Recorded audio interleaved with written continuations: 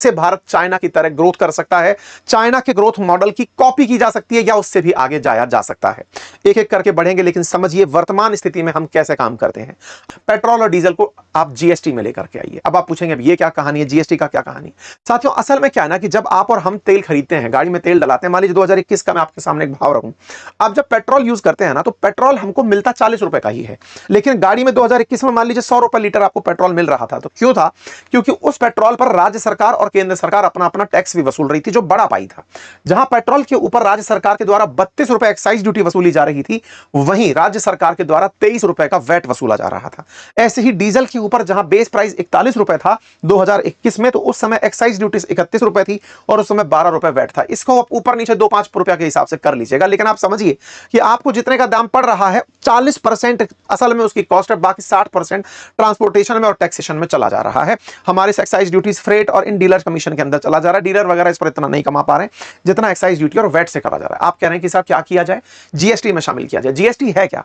Goods and services पर लगने वाला टैक्स। साथियों ये बात सुनते ही बहुत सारे राज्य इस बात से खफा हो जाते हैं, क्योंकि जीएसटी में वो नहीं जाना चाहते। क्यों नहीं जाना चाहते? क्योंकि वो वैट लगाकर अपने अपने स्तर के हिसाब से टैक्स वसूलते हैं पेट्रोल, डीजल और अल्कोहल के ऊपर।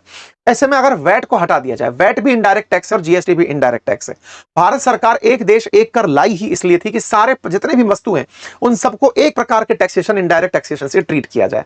लेकिन पेट्रोल डीजल पर आज भी 2 बार अलग अलग टैक्स लग रहे हैं। एक केंद्र सरकार अपना वसूलती है और राज्य सरकार अपना वसूलती है। यही कारण है कि अलग अलग राज्यों में अलग अलग प्रकार के दाम आपको पेट्रोल डीजल के देखने को मिलते हैं। उन्हें सब एक जैसा कर दिया जाए और राज्य सरकारों को इस बात पर कन्विंस किया जाए कि हम जीएसटी के दायरे में लाएंगे, टैक्सेशन को थोड़ा कम करेंगे और टैक्स को कम करके पेट्रोल डीजल को सस्ते दामों पर उपलब्ध कराएंगे। आप में से कुछ लोग होंगे जो ये कहेंगे कि सर पेट्रोल डीजल सस्ते दामों में उपलब्ध करा दिया तो इससे तो सरकार का राजस्व घट जाएगा। नहीं, यही सारा खेल है जो आपको समझना है। आज भारत सरकार को 8 लाख करोड़ का टैक्स वसूला गया। 2021 का ही डेटा मैं आपको रेफरेंस में देते हुए चल रहा हूं। लेकिन अब आपको ऐसे समझना होगा कि केंद्र सरकार, राज्य सरकार भले ही जीएसटी से लाभ कमाती हो, लेकिन सोचिए कि अगर टैक्स में कटौती हो तो कितना फायदा होगा। टैक्स में कटौती होगी तो फ्यूल सस्ता होगा, फ्यूल सस्ता होगा तो ट्रांसपोर्टेशन सस्ता होगा, ट्रांसपोर्टेशन सस्ता होगा तो लॉजिस्टिक सस्ता होगा। लॉजिस्टिक कैसे? आप और हम जब यात्रा कर रहे हैं, सामान की ढुलाई कर रहे हैं, वो सस्ता होने लगेगा। सस्ता होगा तो व्यापार की लागत कम होने लगेगी। व्यापार में आज आपको कोई वस्तु उपलब्ध करानी है व्यापारी को, तो उसे वो सस्ते में उपलब्ध करा पाएगा। आप कहेंगे हमारे देश में ही या फिर दुनिया में भी? अरे भाई, जब देश के अंदर ही वो सस्ता पड़ेगा तो देश से बाहर भी वो एक्सपोर्ट सस्ता होगा। अगर ऐसा हुआ तो इंडियन गुड जो बन रहा है वो चाइनीज गुड्स को कंपीट कर पाएगा, वो आसियान कंट्रीज के अंदर बन रहे गुड्स को कॉम्पीट कर पाएगा और उस कॉम्पिटिटिवनेस के चलते इंडियन कंपनीज बाजार के अंदर बहुत स्टडी खड़ी हो पाएंगी। इससे क्या होगा? जब हमारा बाजार अंतरराष्ट्रीय बाजार से कॉम्पिटिटिव हो जाएगा तो उससे हमें इन्वेस्टमेंट और प्रोडक्शन के अंदर बहुत ज्यादा अपॉर्चुनिटीज मिलेंगी और जब हमारे यहां इन्वेस्टमेंट बढ़ेगा तो इकोनॉमिक एक्टिविटीज बढ़ने लगेंगी और जब इकोनॉमिक एक्टिविटीज बढ़ेंगी तो ओवरऑल जीडीपी बढ़ेगी। मतलब आप ये समझिए कि अगर आप किसी को ये कह दें कि सेल चल रहा है, आप साधारण बाजार से उठाकर देखिए, आज मार्केट में जैसे ही आप दिवाली, रक्षाबंधन या किसी पर भी आप सेल का मौसम सुनते हैं तो ग्राहक टूटकर दुकान में एंट्री करते हैं। जब ग्राहक टूटते हैं तो रेवेन्यू बढ़ता है, तो जब ग्राहक एक साथ आपके पास आकर पहुंचते हैं रेवेन्यू बढ़ता है, आपको बिजनेस करने का एक साइकिल मिल जाता है। भारत सरकार को आवश्यक है कि वो कॉम्पिटिटिव बाजार बनाने के लिए एक बार टैक्स राहत कर ले, क्योंकि असल में जीडीपी बढ़ाना सरकार के खजाने में पैसा बढ़ाना नहीं है, असल में देश की ओवरऑल गुड्स एंड सर्विस की वैल्यू बढ़ाना है। इसका मतलब सरकार कहे कि मेरा टैक्स कम हो जाएगा तो साहब औरों के लोगों जेबों, जनता के जेब में पैसा जाएगा तो आपको और तरीके से वो स्पेंड करके उतना ही दे देगा। आज मान लीजिए कि आपने अगर किसी प्रोडक्ट को इतने एक्स रुपीस में किया हुआ है, आप उसे घटाकर उसकी वैल्यू बढ़ा दें तो ओवरऑल टैक्सेशन कम मिलकर के भी बड़ा मिल सकता है। जब बहुत समय पहले की बात अगर हम बताएं तो भारत सरकार बहुत ज्यादा टैक्स इनकम टैक्स में वसूला करती थी। लगभग हम अगर 30-40 साल पहले बात करें, धीरे धीरे वहां पर स्लैब कटिंग्स होती चली जा रही हैं। कारण क्या है? कारण यह है क्योंकि अब टैक्स के दायरे में ज्यादा लोग आ रहे हैं तो टैक्स का कलेक्शन भी बढ़ता चला जा रहा है। ठीक है, तो अगर आप माल भाड़े से इसे समझ पाएं तो सीधा सीधा कॉम्पिटिटिवनेस समझेंगे और अगर ये समझ गए तो आपको अल्टीमेटली जीडीपी ग्रोथ रेट के अंदर इंजन तेजी से चलता मिलेगा। नंबर पहला पॉइंट सरकार को जो करना चाहिए, ये सजेशन आपके सामने है और ये सजेशन देने के लिए मैं जिम्मेदार नहीं हूं, मैं एक्सप्लेनेशन के लिए जिम्मेदार हूं, लेकिन इक्विटस नाम की जो संस्था है उसने इस पूरी रिसर्च को निकाला है जो आज के समय में चर्चा बनी हुई है। आप और हम इसको समझें कि क्या वाकई में इन क्षेत्रों में काम किया जा सकता है और फिर उसी के अकॉर्डिंग जितनी भी काम हो सकते हैं वो आगे किए जाएं। दूसरा काम किया जा सकता है जो इस कार्य में, वो है मिनिमम स्टेट कैपिटल एक्सपेंडिचर का मैंडेट लेकर आना। मतलब सरकार से, ये राज्य सरकारों से बोलकर रखे कि आप लोग अपना जो बजट बनाएं उसमें से ये तय कर कर चलें कि इतना प्रतिशत पैसा हमें कैपिटल एक्सपेंडिचर पर खर्च करना है। इसका क्या मतलब हुआ? इसका मतलब हुआ कि अगर हम कोई भी वस्तु उत्पादित कर रहे हैं, कैपिटल प्रोड्यूस कर रहे हैं, जैसे कि मतलब समझिए राज्य सरकारों के द्वारा पेंशन, भत्ता, सर्विसेज, इन सब पे तनख्वाहें खर्च की जाती हैं, सब्सिडीज पर पैसा खर्च किया जाता है। लेकिन राज्य सरकार तय कर ले कि इतना पैसा हम किसी भवन निर्माण में, इतना पैसा अस्पताल निर्माण में, सड़क निर्माण में, जल परियोजना के अंदर या फिर सेज परियोजना के अंदर खर्च करेंगे तो कैपिटल का निर्माण होगा। मान लीजिए कि आप, अब सर्विस और कैपिटल क्या है? सर्विसेज कैपिटल में अंतर यह है कि आप अगर सेवाओं में पैसा खर्च कर रहे हैं तो वो फिर से रिकरिंग होगा, लेकिन अगर आप कैपिटल बनाने में खर्च कर रहे हैं तो उससे एम्प्लॉयमेंट भी जनरेट होगा और वो प्रोड्यूस जो हुई वस्तु है ना, वो आपको दोबारा आगे भी कमा कर देगी। बिल्कुल वैसे है जैसे आपने अगर कहा कि सर मैं तो बढ़िया हवाई यात्रा करूंगा, और दूसरा आदमी कह रहा है कि सर मैं एक काम करता हूं, इस पैसे से अपने लिए चौपहिया एक ऐसा खरीद लेता हूं जिससे मैं बिजनेस कर सकूंगा, बिजनेस में दो पैसे बना सकूंगा। राज्य सरकारों पर केंद्र सरकार एक मिनिमम स्टेट कैपिटल एक्सपेंडिचर का नियम लाद दे कि मैंडेटरी है कि आपको इतना पैसा खर्च करना पड़ेगा। जैसे फाइनेंशियल ईयर 2026 में राज्यों ने लगभग 2.25 लाख करोड़ रुपए का बजटरी कैपिटल एक्सपेंडिचर खर्च ही नहीं किया था, लेकिन पैसा खर्च नहीं किया। अगर आप मिनिमम कैपिटल एक्सपेंडिचर का नियम लाद देंगे कि करना ही पड़ेगा, तो समझिए कि अर्थव्यवस्था के अंदर स्वतः ही गति आने लगेगी, क्योंकि राज्यों का इंफ्रास्ट्रक्चर पर निवेश बढ़ेगा तो road, power, water, Anwar infrastructure बढ़ेगा, जिसमें प्राइवेट इंफ्रास्ट्रक्चर बढ़ेगा, इन्वेस्टमेंट बढ़ेगा, बिजनेस की प्रोडक्टिविटी बढ़ने लगेगी और उस वजह से लॉजिस्टिक्स और ऑपरेटिंग कॉस्ट कम हो जाएंगे। अच्छी सड़कें होंगी, बढ़िया बिजली होगी, सब जगह सुविधाएं होंगी, तो लॉजिस्टिक की लागत कम होती है, प्रोडक्शन कैपेसिटी बढ़ती है, जिससे एम्प्लॉयमेंट, इनकम और कंजप्शन तीनों बढ़ता है और अल्टीमेटली जीडीपी ग्रोथ करने लगती है। यह दूसरा पॉइंट है जो सरकार, केंद्र सरकार राज्य सरकारों से इंश्योर कर सकती है। तीसरा है कि यह तय किया जाए कि जो बजट में कैपिटल एक्सपेंडिचर का, पहला तो मिनिमम कैपिटल एक्सपेंडिचर करना ही करना है, इतना कैपेक्स फिक्स करना है, यह तो तय कर ही दें, और यह भी तय करें कि जो बजट अलोकेट किया गया है एटलीस्ट उसे तो यूज कर लें। मतलब दो बातें हुई, जैसे आपसे कहा जाए कि भैया सुनो 10,000 की तनख्वाह है, 3,000 रुपए आपको सेविंग करनी ही करनी है, एक तो पॉइंट हुआ ये। और दूसरा जो पॉइंट हुआ वो ये कि आपको 3,000 की सेविंग करनी थी, पैसा भी बचा था लेकिन सेविंग नहीं करी, ये कुछ वैसा पॉइंट है नंबर 3। यानी राज्य सरकारों से आप ये कहें कि आपने जितना बजट अलोकेट किया है उसे अगले साल के लिए बचाकर मत रखिए। मान लीजिए राज्य सरकार ने एक वित्त वर्ष में बजट बनाया था 1 लाख करोड़ रुपए कैपिटल एक्सपेंडिचर के लिए, सड़कों के लिए, हाईवे के लिए, पुल के लिए, बिजली, अस्पताल, इंडस्ट्रियल इंफ्रास्ट्रक्चर, अर्बन ट्रांसपोर्टेशन, सिंचाई के लिए, लेकिन सरकार खर्च 80,000 करोड़ ही करी और मान लो 20,000 करोड़ खर्च करी नहीं। आप कहेंगे क्या ऐसा होता है? ऐसा ही होता है। ये सरकारें खर्च कैपिटल एक्सपेंडिचर के पैसे को बचा के रह जाती हैं कि अगली बार कर लेंगे, ये हम बजट टर्नओवर, बजट को सरप्लस में दिखा देंगे, या फिर पीछे की तरफ बचा हुआ रह गया उसको आगे वाले बजट में एडजस्ट करा लेंगे। साथियों, सरकार मैंडेटरी करे, केंद्र सरकार राज्य सरकारों से, कि वो 20,000 करोड़ का जो बचा हुआ इन्वेस्टमेंट पोटेंशियल उसे खर्च करे। खर्च करने से आने वाले समय में हाईवे प्रोजेक्ट्स बढ़ेंगे तो कंस्ट्रक्शन कंपनीज को काम मिलेगा। कंस्ट्रक्शन कंपनीज को काम मिलेगा, जैसे सीमेंट हुआ, स्टील हुआ, मशीन की डिमांड हुई, ये सब बढ़ने लगेगी। ये सब बढ़ेगा तो कॉन्ट्रैक्टर और वर्कर की इनकम बढ़ेगी, और ये सब बढ़ेगा तो एम्प्लॉयमेंट बढ़ेगा। एम्प्लॉयमेंट बढ़ेगा तो समझ रहे हैं ज्यादा लोग नौकरी करने वाले होंगे, ज्यादा लोग टैक्स पे करने वाले जुड़ जाएंगे। ऐसे में ट्रांसपोर्ट कनेक्टिविटी जब बेहतर होने लगेगी तो फिर से लॉजिस्टिक कम होगा। अल्टीमेटली जीडीपी बनाने के लिए गुड सर्विसेज का बाहर जाना जरूरी है, मार्केट का कॉम्पिटिटिव होना जरूरी है, और ऐसे में हमारा प्राइवेट इन्वेस्टमेंट अट्रैक्ट होगा, और ये सब हुआ तो हमारी इकोनॉमिक एक्टिविटीज बढ़ती चली जाएंगी। मतलब आप समझकर चलिए कि अगर हमको ये सब करने का अवसर मिलता है तो भारत को निश्चित ही इससे बड़े सारे लाभ मिलते चले जाएंगे, ये आप समझ सकते हैं। चौथा काम जो भारत सरकार कर सकती है वो क्या है? भारत सरकार इंडियन रेलवे को स्टॉक मार्केट में मतलब रजिस्टर, लिस्ट करवा दे। आप कहें क्या बात कर रहे हो, भारतीय रेल को प्राइवेट करना है? अरे प्राइवेट नहीं भाई, कंपनी की तरह भारतीय रेल को ट्रीट करो। आज भारत का जो कुल बजट है ना, उसका लगभग 5% बजट हम अपने रेल पर खर्च करते हैं। हमारा टैक्स पेयर्स का जो पैसा है ना, वो सब जाकर के रेल की पटरी बनाने में, पुल बनाने में, तार के खंभे लगाने में, वैगन बनाने में खर्च हो रहा है। क्या नहीं होना चाहिए? बिल्कुल होना चाहिए, क्योंकि देश के लिए रीढ़ है, लॉजिस्टिक्स की रीढ़ है। लेकिन इस काम को तो लोग खुद से खुशी खुशी करना भी चाहते हैं। उस काम के लिए आप एक काम करिए कि इसे कंपनी बनाकर स्टॉक मार्केट में लिस्ट कर दीजिए। आप पूछेंगे क्या बात कर रहे हो, क्या ऐसा होता है? अरे बिल्कुल, ऑलरेडी भारतीय रेलवे ने कम से कम 5 से अधिक कंपनियां ऐसी हैं जो लिस्ट कर रखी हैं, आईआरसीटी लिस्टेड कंपनी है। ऐसे में जब कंपनी लिस्टेड है तो इंडियन रेलवे को भी लिस्ट कर दो। उससे होगा ये कि भारत सरकार का जो अपना पैसा खर्च हो रहा है ना इंडियन रेलवे में, जो भारत सरकार अपन से टैक्स वसूल कर उस पर खर्च कर रही है, उसके अंदर पार्टिसिपेंट बना लो ना लोगों को। आप 2 पैसे कमाओगे, स्टॉक की कीमत बढ़ेगी। जैसे आज अडानी पोर्ट बनाने के लिए पोर्ट कंपनी को रजिस्टर कर रखा है, रेलवे रिलायंस अपनी पेट्रोकेमिकल को रजिस्टर कर रखा है, जनता से पैसा लेकर कंपनी बड़ी होती जा रही है। तो क्यों नहीं भारतीय रेल भी जनता के पैसे से आगे चले और फिर लाभ कमाए, तो जनता का स्टॉक मार्केट बड़ा होता चला जाए। तो ऐसे में रेलवे का शेयर लाना जरूरी है। रेलवे का आईपीओ आया तो प्राइवेट और इंस्टीट्यूशनल इन्वेस्टमेंट से कैपिटल आएगा और रेलवे इंफ्रास्ट्रक्चर के लिए मार्केट से फंडिंग होने लगेगी। सरकार का पैसा दूसरी जगह खर्च होने लगेगा, जिससे इंफ्रास्ट्रक्चर इन्वेस्टमेंट बढ़ सकता है और इकोनॉमिक ग्रोथ को सपोर्ट हो सकता है। ऑलरेडी इंडियन रेलवे का IRCTC, IRFC, RVNL, Ircon, RITES, RailTel, Concor ये लिस्टेड हैं। अगर इंडियन रेलवे भी लिस्टेड हो जाए तो हमको और ज्यादा फंड जुटाने में मदद मिलेगी। इंटरेस्टिंग चीज है, जैसे सिंगापुर के अंदर टेमासेक करके उनका एक सॉवरेन फंड है, यानी कि सिंगापुर सरकार का खुद का एक धन है। आपको पता है भारत सरकार के पास बजट के लिए जो फंड है संचित निधि में, उसके अलावा भी धन होता है। वो कौन सा धन होता है? भारत सरकार की जो कंपनी है, जैसे महारत्ना, नवरत्ना, मिनी रत्ना, ये जो कंपनी है, या फिर जैसे हम लोग ट्राई के माध्यम से जब ये स्पेक्ट्रम वगैरह बेचते हैं, ये सब सरकार के आय के स्रोत होते हैं। सरकारी कंपनियां सरकार की आय का स्रोत होती हैं। बड़ी बड़ी कंपनियों में सरकार की जो हिस्सेदारी है, आरबीआई के द्वारा जो सरप्लस कमाकर जो सरकार को दिया जाता है, सरकार की आय के स्रोत होते हैं।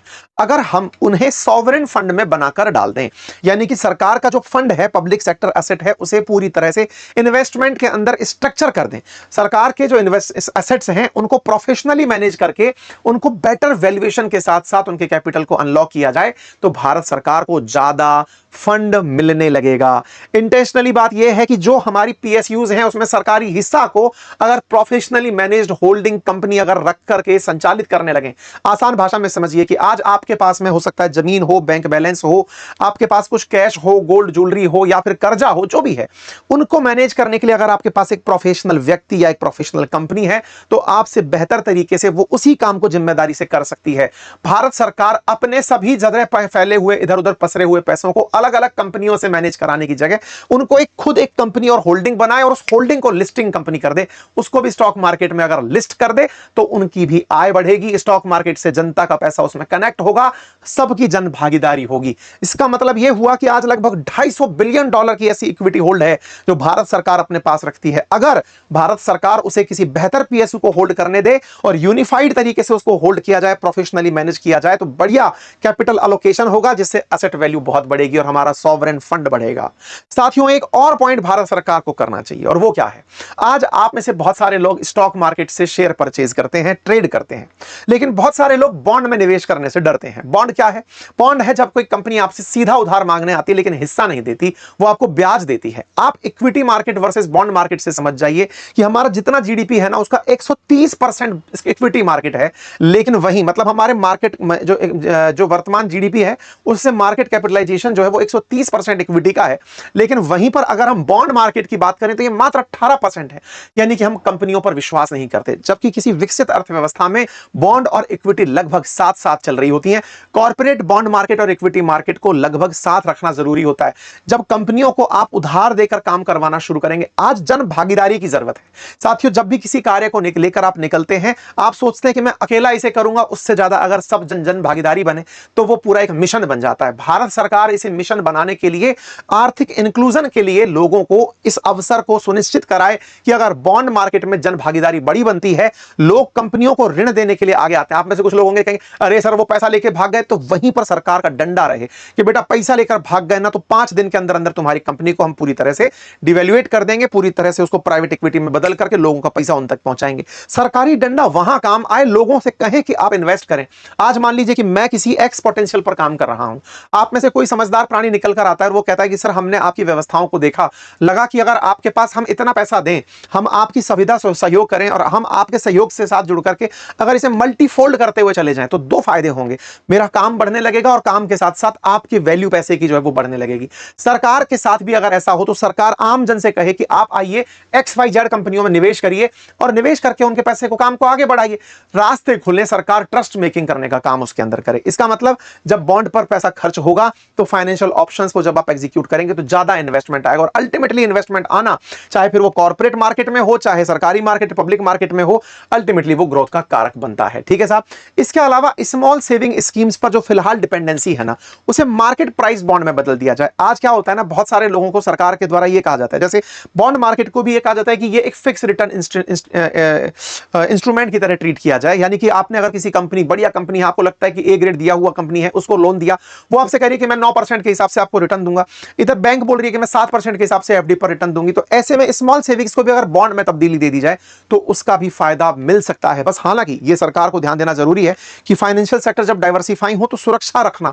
बॉन्ड मार्केट के अंदर बहुत ज्यादा जरूरी है। एक और चीज, भारत सरकार आज क्या करती है ना कि आप लोगों के पास जब धंधा कर रहे होते हैं, जैसे आप और हम जब व्यापार में अगर कोई काम कर रहे हैं, व्यापारी भाई इस बात को समझ पाएंगे, तो सरकार हमसे एडवांस टैक्स जमा करा लेती है। तो हमारा कैपिटल जो हम अपने काम में लगा सकते थे, उस काम की जगह एडवांस टैक्सेशन अगर जमा करा लिया तो हमारा कैपिटल एक्सपेंडिचर जो है ना वो कम होने लगता है। हम 100 रुपए का धंधा करने वाले थे, उसमें से 120 रुपए आपने उठा करके मान लीजिए टैक्स में जमा करा लिया, तो 80 रुपया ही हम लगा पाए। उसकी जगह उल्टा होता, हम 100 का 100 लगाए हुए थे और उसका जो साल भर में इनकम होकर निकलता, हम उसके ऊपर से आपको एडवांस टैक्स ना देकर के व्यापार करने के बाद टैक्स देते।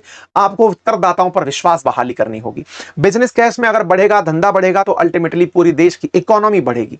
और इन्वेस्टमेंट इनकम पर टीडीएस जो टैक्स डिडक्शन सोर्स है वो घटाना पड़ेगा। देखिए ये बात बहुत से लोगों की समझ से परे होगी कि साहब एक तरफ आप कह रहे हो जीएसटी में ला दो, सरकार की आय कम करा दो, आप कह रहे हो टीडीएस घटा दो, 5% कर दो, सरकार फिर कमाए नहीं क्या? अरे सरकार को कमाना भी नहीं चाहिए, सरकार को सबको कमाने देने का मौका देना चाहिए। जब ज्यादा लोग भागीदारी से कमाने निकलेंगे तो ओवरऑल टैक्सेस बढ़ेंगे। सरकार को अगर 100 ही लोग टैक्स दे रहे हो, मान लीजिए 100 लोग 10 रुपए के हिसाब से टैक्स दे रहे हैं, 1000 रुपया पड़ा, लेकिन उल्टा कर दीजिए कि 1000 लोग 1 रुपए के हिसाब से टैक्स दे रहे हैं तो भी तो 1000 रुपए मिला ना। तो इसका मतलब आप 10 से 1 रुपया तक आ गए अगर, तो और 900 लोग जुड़ सकते हैं। इससे फाइनेंशियल इंक्लूजन बढ़ने लगता है। सरकार का टैक्स तो बना रहा, साथ में 1000 लोग अगर काम करने निकल आए तो सोचकर देखिए कि 1000 लोग भारत की जीडीपी में कितना एकदम बिल्कुल भगवान श्री कृष्ण जैसे चिटली उंगली पर जब गिरिराज पर्वत को उठा लिए थे तो सब ग्वाल बाल आकर के जो अपना अपना सहायता लगाए हुए थे भारतीय अर्थव्यवस्था में, हर वो व्यक्ति कंधे से कंधा मिलाकर निकलने लगेगा। इसका मतलब समझकर चलिएगा, ठीक है। इस प्रकार के प्रयास अगर भारत सरकार करे, ऐसे ही आज के समय पर सिक्योरिटी ट्रांजैक्शन टैक्स सरकार वसूलती है। यानी कि आप इक्विटी परचेज कर रहे हैं, आप स्टॉक परचेज कर रहे हैं, सरकार उस पर भी सिक्योरिटी टैक्स वसूल रही है। मत वसूलिए साहब, इक्विटी में आने दीजिए ना पैसा। अगर कंपनी बढ़ने लगेंगी, 4 लोगों को ज्यादा एम्प्लॉयमेंट देंगे, आप इनकम टैक्स पर फोकस करिए। आप इनडायरेक्ट टैक्सेशन में जो जीएसटी लगाई हुई है, आप सब पैसा इन्वेस्ट, ये वैसे वाली बात हुई कि क्या करने जा रहे हैं, सब हम पैसा खर्च करने जा रहे हैं, आओ हमें टैक्स दो। अरे भाई आप वस्तु पर पैसा खर्च होने दीजिए ना। कोई व्यक्ति खर्च करने का विचार कर रहा है, उस पर भी आप पैसा मांग ले रहे हैं। यहां से सरकार को बचना होगा। फाइनेंशियल एक्टिविटीज जितनी भी हैं उन पर से आपको ड्यूटीज हटानी होंगी। लोगों को खर्चने में आपको सहूलियत देनी होगी, तभी जाकर के वो, आज हम लोग खर्च करने जाते हैं, सोचिए कमा रहे हैं तो टैक्स वसूल दे रहे हैं। आप में से सारे के सारे लोग, कोई भी ऐसा नहीं है जो टैक्स पेयर नहीं है।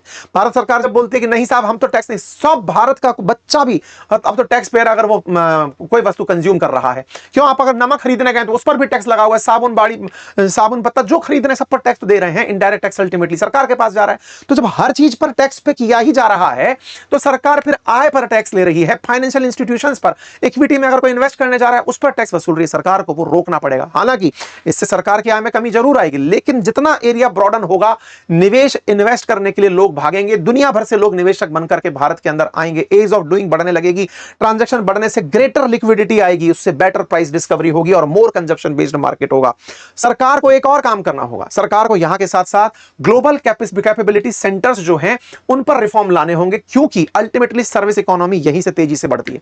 आज दुनिया भर की कंपनीज भारत में अगर आती हैं, उनको यहां पर आकर के क्या चाहिए होता है? बहुत सारी कंपनियों को लगता है कि भारत में सस्ता सॉफ्टवेयर आदमी मिल जाएगा, सस्ता बीपीओ मिल जाएगा और सस्ते सर्विस प्रोवाइडर्स मिल जाएंगे, लेकिन नहीं। आज के समय में भारत के अंदर तमाम प्रकार की चीजों के लिए आज कंपनियां भारत आ रही हैं, चाहे वो ग्लोबल ऑपरेशंस को यहां से करना चाहती हो, चाहे टेक यहां डेवलप करना चाहती हो, इवन इंफ्रास्ट्रक्चर। आज तमाम एआई कंपनी भारत में आ रही है इंफ्रास्ट्रक्चर्स के लिए। तो भारत को ना इस इकोसिस्टम को बहुत मजबूत करना होगा, उनके लिए हाई स्किल्ड एम्प्लॉय देने होंगे, आरएनडी का भारत में माहौल बनाना होगा। ये सब करके हम उन कंपनीज को कंट्रीब्यूट करा सकते हैं। ये सबसे इंपॉर्टेंट बात हुई। इसी प्रकार से कुछ और चीजें जिन पर हमारा ध्यान बहुत ज्यादा जरूरी है वो है रिसर्च एंड डेवलपमेंट पर फोकस।